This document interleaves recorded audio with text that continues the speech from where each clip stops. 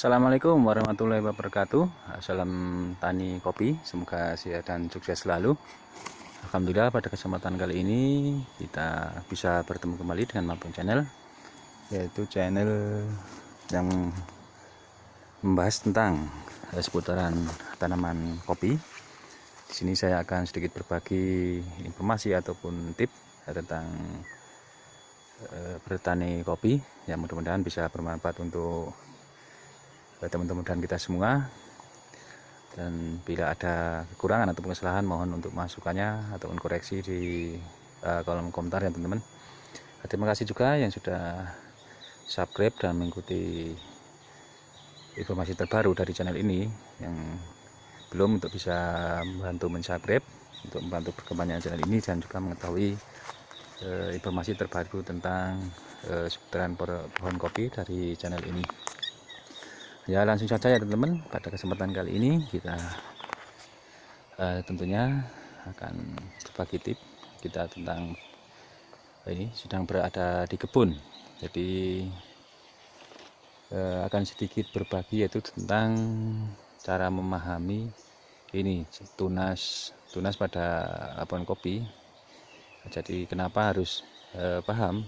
Karena sebelum teman-teman melakukan sortasi bahan ataupun pemeliharaan bahan untuk pembuahan di tahun-tahun berikutnya, tentunya teman-teman harus bisa mengetahui yang namanya dengan jenis-jenis tunas pada pohon kopi.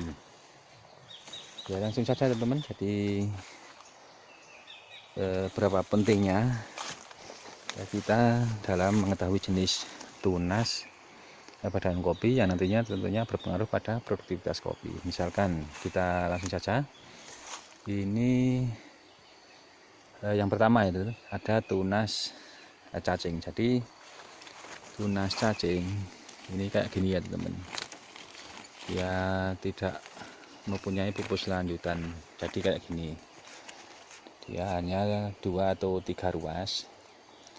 Dia biasa karakternya itu tumbuh ketika kita misalkan itu dulunya mensetek atau menyambung dengan tunas ranting, itu identik dengan yang namanya tunas cacing ataupun tunas wiwilan, ada yang bilang kayak gitu. Jadi dia memang harus dibuang ya teman-teman. Ketika misalkan ini dipelihara, dia tidak menghasilkan produktivitas kopi yang maksimal, optimal. Jadi dia cuman ini tumbuh dumpulan-dumpulan kopi, cuman tidak padat 1-2 biji aja. Jadi kenapa harus dibuang? Ini saya kasih contoh, ini saya buang. Jadi kayak gini, ini teman. Jadi tidak ada pupus lanjutannya, dia tidak bisa memanjang dan dia bukan tunas produktif.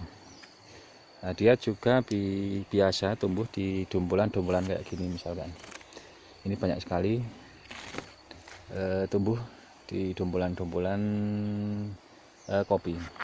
Jadi kecil-kecil ya teman. Bisa nanti saya kasih contoh. Nah, ini juga tunas cacing dia. Nah, ini dipotong ataupun dibuang saja. Nah, yang kedua, kita mengenal yang namanya tunas ranting. Jadi tunas ranting itu tunas yang tumbuh itu pada ranting produksi.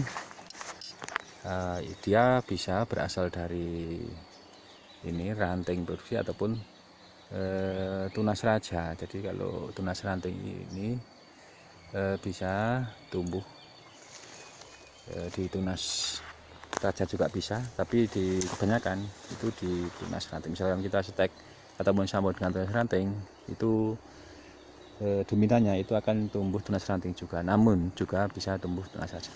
Nah, bentuknya kayak gini ya teman, kurang lebihnya. Jadi dia agak besar bisa dibandingkan dengan tunas yang tadi, tunas cacing. Dia bisa ataupun mampu memproduktivitas kopi itu dengan normal. Namun misalkan kita memelihara tunas ranting ataupun mencetak mencampur dengan tunas ranting, itu dalam satu pokok pohon, satu batang pohon itu, misalkan kita memelihara untuk mengoptimalkan produktivitas kopi, paling enggak kita harus memelihara 10 atau sampai 12 ranting produksi kayak gini. Jadi produktivitasnya itu ya bagus, misalkan perawatannya juga bagus.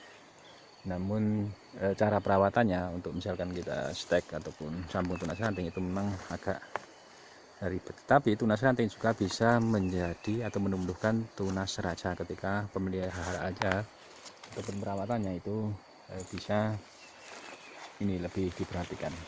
Ini untuk tunas ranting, dia bisa memanjang, dia mempunyai pupus lanjutannya teman-teman, jadi dia bentuknya lebih besar daripada tunas ini tunas cacing, dan dia memang dipersiapkan, misalkan ini contoh kayak gini, dipersiapkan untuk persiapan bahan produksi di tahun berikutnya. Misalkan ini banyak sekali teman-teman, ini tunas ranting, ini yang tumbuh dari ini as pohon. Jadi nanti ini setelah besar disortasi, disortir mana yang harus dibuang, mana yang dipelihara. Ini contoh tunas ranting. Yang selanjutnya tunas raja. Jadi tunas raja ini teman-teman, tunas raja itu kurang lebihnya cirinya dia bentuknya pipih dan besar. Dia mempunyai pupus lanjutan, bisa memanjang, dia dominan tumbuh. Misalkan kita dulunya mencetek atau menyambung tunas raja itu kemungkinan besar itu nanti tumbuhnya tunas-tunas bahannya itu tunas raja.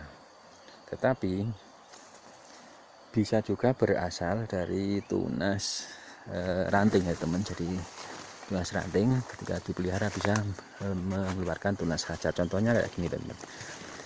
Ini dulu kita stek dengan tunas ranting. Jadi ini jenis lontu gusari ya teman. Memang sulit sekali untuk mendapatkan tunas raja. Tetapi ketika dipelihara, ini pemangkasannya untuk tunas-tunas ranting ataupun dahan rantingnya ini ternyata untuk bahannya bisa mendapatkan tunas raja. Jadi tunas raja ciri-cirinya dia lebih besar, kegiatan lebih besar, lebih subur, dia menjulang ke atas ya teman. Nah di sini ada siripnya, jadi ada siripnya menyamping. Makanya kenapa tunas raja ini sekarang banyak dipelihara, dibudidayakan dengan kopi, karena dia mempunyai produktivitas yang lebih banyak. Jadi memanfaatkan atau memaksimalkan produktivitas pada pohon kopi. Itu tekniknya sekarang, yaitu dengan memelihara itu tunas raja ya teman. Jadi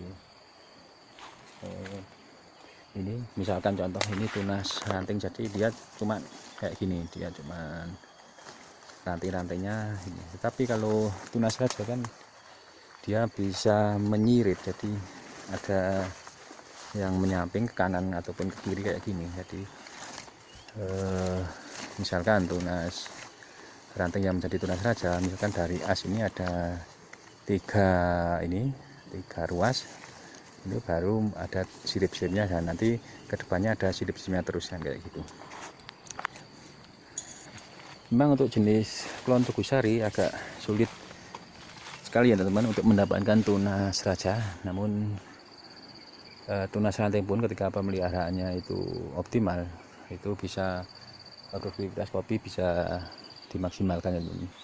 Dan sambil nanti kita perawatan untuk mendapatkan tunas rajanya pada kopi yang mungkin ini yang sulit untuk tunas rajanya, itu sambil kita pelihara ya teman. Ini contohnya sudah ada tumbuh tunas raja. Jadi tunas raja dipelihara teman, baik dipelihara untuk bahan ini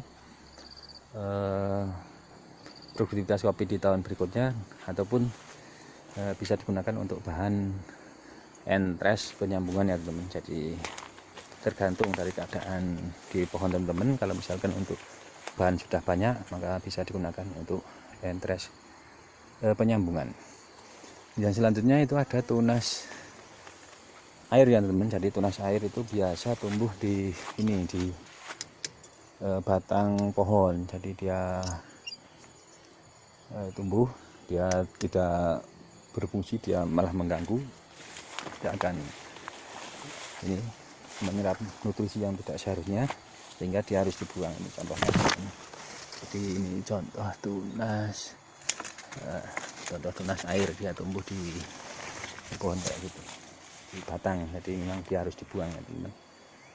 Ya, jadi penting sekali ya teman untuk mengetahui atau memahami macam-macam tunas pada pohon kopi, yang nantinya sebelum teman-teman melakukan penyimpanan bahan ataupun pemilihan entres untuk penyambungan, tentunya harus memahami tunas, jenis-jenis tunas, yang mana harus disimpan, yang mana harus digunakan untuk entres penyambungan. Jadi harapannya itu bisa mendapatkan entres yang bagus, berkualitas baik, ataupun dalam penyimpanan bahan tentunya bisa menyimpan bahan yang ini sesuai kriteria, sehingga nanti akan memproduksi kopi yang lebih bagus lagi. Ya kurang lebihnya kayak gitu teman-teman, tentang tips cara memahami jenis-jenis tunas pada pohon kopi. Mudah-mudahan bermanfaat. Kurang lebihnya mohon maaf. Bagi yang belum jelas bisa tanya di kolom komentar. Saran dan masukan dari teman-teman semua sangat kami butuhkan untuk berkembangnya channel ini. Cukup sekian. Terima kasih. Wassalamualaikum warahmatullahi wabarakatuh.